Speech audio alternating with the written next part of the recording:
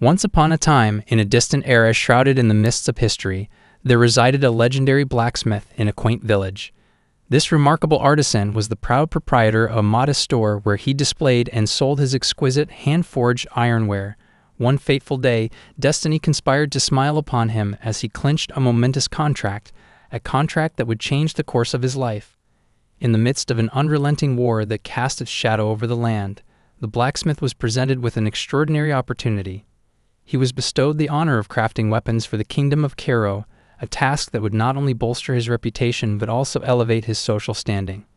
The intricately wrought blades and armor he meticulously created found their way to the hands of warriors, further fueling the flames of the relentless conflict. Following the cessation of hostilities, the blacksmith's dedication and contributions to the war effort did not go unnoticed. In recognition of his invaluable service to the kingdom, he was graced with a peerage, ascending to the position of a baron. This newfound nobility also came with the bestowing of land, a sprawling estate that would become a legacy for generations to come. Among those who would inherit his name was his son, a young man named Roman. The scene transitions to a more recent period in time, where we find Roman engaged in an unexpected pursuit, listening intently to the tales of an elderly. This deviation from Roman's usual comportment astonishes his loyal butler, a man who has long been acquainted with the young nobleman's disinterest in the world's affairs. Yet the narrative shifts once more to a crucial moment in Roman's life. Roman, in a moment of epiphany, discovers his true identity as the eldest son of the illustrious Dimitri family. Furthermore, he comes to terms with the fact that he resides in the kingdom of Cairo, located within the enigmatic Salamander continent. This revelation is accompanied by the unsettling realization that a realm known as Murin, a world Roman was familiar with, no longer exists. To his butler's amazement, Roman acknowledges these newfound truths, eliciting a suspicion that perhaps the young nobleman has turned to illicit substances, a popular vice among the privileged youth. As the revelation unfolds, the butler informs Roman about a significant event scheduled for the day, the arrival of his betrothed, a lady from the esteemed Lawrence family. In contrast to Roman's more accomplished siblings, he has spent the last quarter-century sequestered within the confines of his room, earning him the unenviable moniker of the Moron of Dimitri. However, Roman's priorities seem to diverge from the social expectations associated with his noble lineage. To Roman, understanding the intricacies of navigating the current world takes precedence over formalities. This declaration leaves his butler bewildered, prompting him to question why Roman, who has lived within these environs for the entirety of his life, would entertain such notions. Undeterred by the enigma surrounding Roman's sudden change of heart, the butler remains steadfast in his duty to serve the young nobleman. Then we come to the present, where Roman is talking with the old man, and the old man have told Roman everything he knows. Roman thanks the old man and tells him that it was huge help, and he will reward him later for this.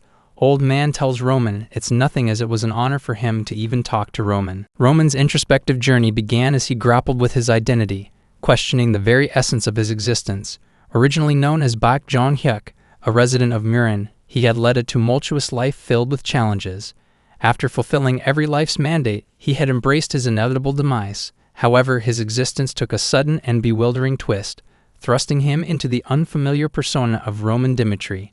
Roman, now lost in a labyrinth of his thoughts, pondered whether this transformation was orchestrated by the divine, or if it was a form of divine punishment for rejecting ascension. Amid this existential contemplation, the tranquility of the moment was shattered by distant shouts that emanated from outside the walls of Roman's residence. Rushing to investigate, he discovered a scene that sent a chill down his spine. A red-haired man, a humble fruit vendor, was being mercilessly assaulted by 3 aggressors as a horrified crowd watched helplessly. The savagery of the attack was appalling, with the perpetrators showing no mercy. As panic rippled through the bystanders, in this dire moment, Roman's loyal butler, ever vigilant, stepped forward to assess the situation. His eyes widened in disbelief as he noticed a distinctive fang-shaped tattoo on the assailant's arm. Roman couldn't stand by idly. He stepped forward and inquired about the unfolding chaos. The butler informed Roman that these attackers were known as the Bloodfangs, a notorious usury group whose nefarious operations extended beyond the confines of the Dimitri territory. It appeared that the red-haired vendor had fallen victim to their ruthless extortion practices. As Roman's curiosity grew, he suddenly vanished from the butler's side, heading towards the assailants with an air of determination. He implored them to cease their brutality.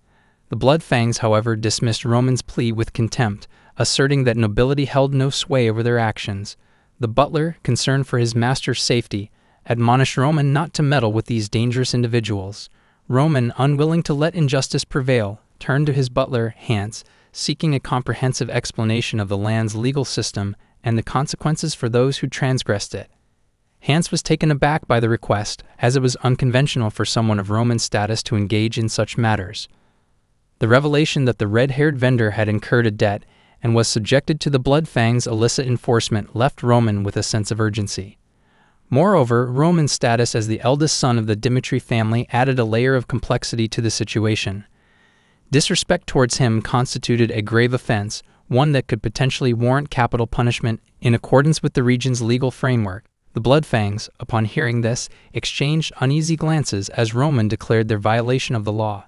Roman's eyes flashed with determination as he grabbed a wooden stick, vowing to administer justice. The Bloodfangs, unimpressed and unyielding, prepared to confront Roman. They scoffed at his threats and reminded him of the tattoos that adorned their arms. Roman, unruffled, clarified that their inked symbols only served to brand them as lowlifes. The altercation escalated as Roman charged at the assailants, ready to take them to task. Roman's swift movements caught the Bloodfangs off guard. He deftly evaded their blows and with astonishing precision incapacitated the attackers with his makeshift weapon. Other Bloodfangs members attack Roman together, and one of them uses a dagger and tries to cut Roman, but Roman easily dodges one attack and takes the guy down easily. Hans, witnessing this unexpected display of prowess, was left astounded that Roman was indeed his master. In the midst of this chaos, Roman's thoughts drifted back to the moment he awoke in this unfamiliar body. Among the artifacts, a will penned by the old Roman and a scattered array of drugs on the floor formed the mosaic of his recent history. The document speaks of the kingdom of Kiro, frequently embroiled in war, and the practice of selecting representatives from each household to serve the kingdom. Roman Dimitri had been chosen as his family's representative to join the army, a responsibility he found too daunting to bear. In fear, he took his own life. The new Roman regards this previous life as a lamentable existence. Nevertheless, he has inherited the legacy of Baek Jong-kyuk, the leader of the heavenly demon sect, and vows to live according to this new persona's principles. The narrative concludes with a scene of Roman, having dispensed justice to the assailants, standing alone amid the aftermath, his garments stained with their blood. As one of the Bloodfangs attempts to flee, Roman swiftly apprehends and dispatches him, casting a challenge to any who might oppose his judgment. The onlookers are left in stunned silence, their perceptions of the young nobleman forever altered by his unexpected display of valor. Baek Jong-kyuk, once a name that reverberated throughout the world of Murim, had ascended to the pinnacle of power with unmatched martial prowess. Countless martial artists had dared to challenge him, only to meet a grim fate, massacred and obliterated without mercy. It was a time when the entire world acknowledged the dominance of the heavenly demon sect, a martial organization under Baek Jong-kyuk's control, which held sway over the entire Murim realm. However, circumstances had taken an unexpected turn. Baek Jong-kyuk, who had once wielded overwhelming power, now found himself confined within a fragile and feeble physical vessel. In his current state, he struggled even to subdue a mere group of street-level ruffians. This stark contrast between his former might and present frailty weighed heavily on his shoulders. Frustration etched on his face, Roman, the name by which he now went, summoned his loyal butler and instructed him to alert the guards. Roman demanded an investigation into the recent skirmish, emphasizing the urgency of the matter. The butler, visibly shaken, nodded in compliance and hastened to carry out his master's orders. While the wheels of justice were set in motion, Roman pondered the limitations of his current body. He lamented its lack of vitality and the erratic flow of ki, a vital energy in the world of Murim. With determination etched in his gaze, he resolved to expedite his quest for knowledge and, more crucially, the elusive process of skeletal modification, a pathway to greater power. As Roman contemplated his future, a red-haired man approached him, gratitude shining in his eyes. He expressed his heartfelt thanks to Roman for saving his life, to which Roman responded with uncharacteristic candor. He clarified that his intervention was not driven by benevolence, but rather a strict adherence to the rule of law. The Bloodfangs, the group Roman had confronted, had transgressed the boundaries of legality, and he had meted out punishment accordingly. Roman further informed the red-haired man that he was not exempt from scrutiny, urging him to provide a truthful account of the events that had transpired. The red-haired man, whose name was Kevin, agreed to share his story. He revealed that his parents had borrowed money from the Bloodfangs to acquire land for farming, with the intention of repaying the debt through the sale of their crops. However, the Bloodfangs had resorted to a malicious act of destroying their entire harvest, rendering it impossible for the family to meet their financial obligations. Kevin had since learned that this vile act was motivated by the syndicate's sinister intent to prey upon his younger sister. He emphasized the injustice of their situation, as his family had always lived modestly and refrained from causing harm to others. Kevin implored Roman to help rescue his sister from the clutches of the Bloodfangs. In that moment, as Roman gazed into Kevin's eyes, he sensed the presence of a latent demon, a memory from his past. The recollection stirred within him, and he asked for Kevin's name, curious to know more about the man before him. Kevin, his voice tinged with gratitude and vulnerability, introduced himself, initiating a connection that would likely have far-reaching consequences. Roman assured Kevin that he would verify the veracity of his account and ensure that justice prevailed. Grateful for Roman's intervention, Kevin expressed his heartfelt thanks. As Roman left the scene, he couldn't help but feel that this chance encounter with Kevin might lead to a long and meaningful relationship. The narrative transitions to a different setting, where a luxurious carriage advances along a well-trodden path. Inside the carriage, Lady Flora, the passenger, contemplates her recent turn of fate. Just a month ago, she had received the shocking news of an arranged marriage with the Dimitri family. Her father, bearing a grave countenance, had delivered the decree, explaining that their family's land faced imminent disaster, and this union was the sole avenue to navigate the impending crisis. Flora, initially taken aback by the suddenness of the arrangement, voiced her concerns about becoming a member of the Dimitri family. She expressed her dismay, citing the Dimitri's mining background as a stark contrast to her own upbringing. Her father, weighed down by the circumstances, offered his apologies, acknowledging the arduous decision he had been compelled to make. Now, in the present moment, Lady Flora has arrived at the Dimitri territory, expecting to wed the second son of the family, who had shown promise and a bright future. However, her expectations crumble as she learns of an unforeseen twist. The eldest son of the Dimitri family, Roman Dimitri, asserts his claim to her hand in marriage. Roman, commonly known as the moron of the Dimitri family, is notorious for living a life of indulgence and luxury. As Flora walks alongside him, she resolves to confront him about the situation, determined to voice her refusal. Turning to face him, she implores Roman to reconsider the marriage.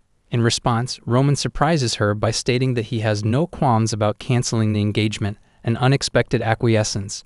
Stunned by this turn of events, Flora inquires about Roman's reasons. In a nonchalant manner, Roman confirms his readiness to annul the engagement.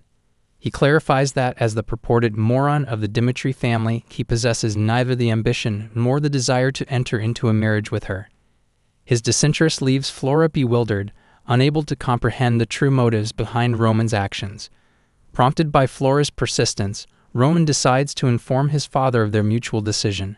Flora is shocked, and she tells him to stop. Roman asks her, "Is there any problem?" Flora tells Roman that she heard that this marriage happened because he really wanted to marry her. And now he is willing to cancel their marriage without any conditions, so she is a bit confused. Roman asks her does she wants to marry him then. She tells him no, not really. Roman tells her then let's not cause each other any more problem. So now we both agreed to cancel the marriage and that's all there is to it. And Roman tells her that he will take full responsibility for breaking the engagement. Flora is surprised hearing this. Roman tells her that he has already called the moron of the Dimitris, so it's not a big problem to also be called a divorced man. Flora is shocked to hear this and doesn't get what Roman deal is, and she wonders if he is really that rumored moron Dimitri's elder son. As he enters his father's office and delivers the news of the broken engagement, his father's reaction is far from what Roman had anticipated. Faced with a surge of anger, Roman's father chastises him for jeopardizing an arrangement that held the potential to elevate the Dimitri family's standing as nobility. His father underscores the importance of the marriage and expresses his disappointment in Roman's inability to fulfill even this simple duty as the eldest son. Roman, unflinchingly resolute, tenders his apologies, but his father's fury shows no signs of abating. In a fit of rage, he hurls a cup in Roman's direction, the vessel narrowly missing its target, but drawing blood on his forehead. His father's reprimands continue, stressing that this marriage was intended to secure a better future for their family. In an act of genuine contrition, Roman beseeches his father for forgiveness, acknowledging the gravity of his actions. However, his father's response is unwavering.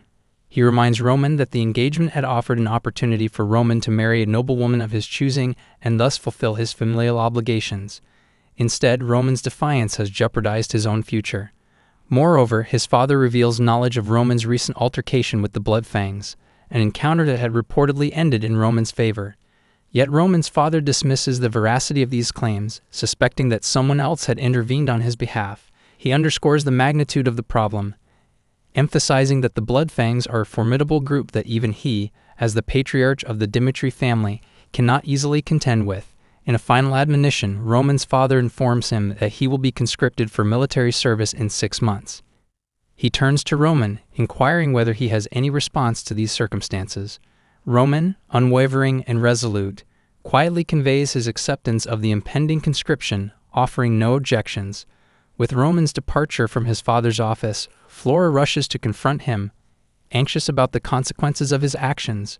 She admonishes him for provoking the Bloodfangs, a group notorious for their audacity in terrorizing even nobles. She urges Roman to confess the truth to his father and seek clemency from the Baron, fearing the retaliatory wrath of the syndicate. Roman, however, counters her pleas with a question. Why should he heed her advice? This unexpected response leaves Flora stunned and bewildered, as she grapples with the enigmatic character of the man before her. In the hours preceding the critical encounter between Roman and Lady Flora, the Dmitri estate buzzed with preparations. Roman found himself in the midst of a wardrobe adjustment, as his devoted butler, Hans, applied an excessive amount of perfume. Roman's discomfort was palpable as he lamented the tightness of his attire. However, Hans's insistence on perfection remained unwavering, as he emphasized the significance of this meeting with his fiancée, Lady Flora Lawrence. Roman's mind raced with thoughts of the ever-increasing complexity of his life in this world. This arranged marriage, an unexpected intrusion, appeared to be nothing more than an additional burden. Nevertheless, he recognized the imprudence of showing disrespect to a woman who had yet to bring any trouble into his life. Hans's gentle but unwavering insistence eventually led Roman to comply. Roman conceded that there was no reason to be disrespectful toward a woman who had not caused him any harm. After all, his primary goal was to terminate this engagement while causing minimal offense. This had been his initial plan. As the narrative transitions to the present, Roman finds himself engaged in confrontation with Lady Flora, a confrontation that reveals her perceived arrogance. Shocked by Roman's directness, Lady Flora listens as he explains his perspective. He conveys his understanding of her position, acknowledging that she might not have considered the full extent of his circumstances when he initially suggested breaking off the engagement. However, he highlights that she has no right to interfere with the decision he has now taken. Both of them are to part ways, tending to their own affairs. Flora is left speechless by the abruptness of this separation. Roman, on the other hand, reflects on his earlier declaration to take full responsibility for ending the engagement. He intended this assurance to preempt any subsequent discussions or complications related to the dissolution of their arrangement. Yet he also held a desire to distance himself from her. Roman believed that this would mark their final encounter, as he departed, leaving her to contemplate the turn of events. In a different setting, the narrative shifts to the palace. Romero Dmitri, the lord of the household, indulges in excess alcohol, an attempt to drown his worries. His wife observes his inebriation with concern and implores him to halt. In his inebriated state, Romero confides in his wife, recounting the physical discipline he had inflicted upon Roman during their earlier years as commoners. Romero divulges that, after becoming nobles, he had vowed to shield his children from the hardships they had endured. His wife acknowledges that this promise had successfully shaped their children's lives, including Roman. Yet he remains uncertain about how to treat Roman, the only child who had experienced those early struggles with him. His wife reassures him not to bear the weight of self-blame too heavily. While recognizing his imperfections as a parent, she emphasizes that they alone have the power to guide their children away from any misguided paths. She reminds him of the Romano Dmitri she knows, a father who would not allow his own son to stray into undesirable territory. The conversation then turns to the issue of the Bloodfangs, an organization Roman had recently confronted. Given Roman's prideful nature and his impulsive declaration that he would handle the Bloodfangs single-handedly, his mother voices concern about the consequences of leaving him without support. She suggests that they involve Captain Jonathan, a skilled figure who might be able to aid Roman in addressing the issue. Convinced by his wife's wisdom, Romero promptly instructs a servant to summon Captain Jonathan. Considering Roman's well-being as a priority and the uncertainty surrounding his recent actions against the Bloodfangs, The narrative then returns to the present, with Roman strolling through the town. Hans, his loyal butler, expresses concern for Roman's safety, advising him against venturing outside. The looming threat of a potential blood-fang retaliation prompts Hans to urge Roman's return to the safety of the palace. Roman questions Hans about when the bloodfangs had accumulated their newfound strength, to which Hans can only offer uncertainty. Roman contemplates the peculiar dynamics of the bloodfangs, an organization that gained notoriety by brutally eliminating their adversaries, particularly those engaged in reprehensible deeds. Their reputation had bred fear, which in turn enhanced their operational efficiency. Roman acknowledges the enduring danger posed by the bloodfangs, but emphasizes that as long as they inspire fear, they remain manageable. Undeterred, Roman and Hans enter a restaurant, where they place an order for a substantial meal. Hans is visibly delighted at the prospect of indulging in the delectable spread. After making himself comfortable, Roman informs Hans that he can remain and enjoy the meal, as he intends to continue his investigation alone. This revelation momentarily surprises Hans, who had expected to accompany Roman. In a twist of events, Hans stops Roman, expressing his unwillingness to let his young master go into potential danger unaccompanied. This unexpected display of loyalty and resolve takes Roman by surprise, and he commends Hans for his unwavering dedication. Roman offers his parting words, and as he leaves the restaurant, Hans remains behind, having already made the decision to contact the soldiers and inform them of the situation. Roman, meanwhile, strolls through the streets with a deliberate intent to draw the bloodfangs toward him.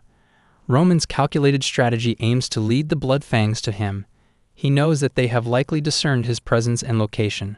Additionally, the day corresponds with the regular training of the Dimitri Knights, resulting in decreased street security. This presents an opportune moment for the bloodfangs to exact their revenge. As Roman ventures through the town, deliberately leaving a trail to be followed, he finds himself suddenly ambushed by an assailant armed with a dagger. The attacker charges at him with full force, attempting to catch Roman off guard. Then the scene shifts to soldiers where their captain Jonathan meet with Roman's butler, and he told him that they have to go and find Roman immediately, as he has gone alone to fight with the bloodfang. Then the scene shifts back to Roman, where his reflexes and combat skills come to the fore, allowing him to effortlessly block the assault and disarm his opponent. He quickly incapacitates the would-be assailant. The attacker's companions, shocked by Roman's prowess and their shattered preconceptions of him, stand in bewildered disbelief. Roman, exuding an air of confidence and authority, encourages them to engage further. The stage is set for a confrontation that will reveal Roman's true capabilities to his adversaries.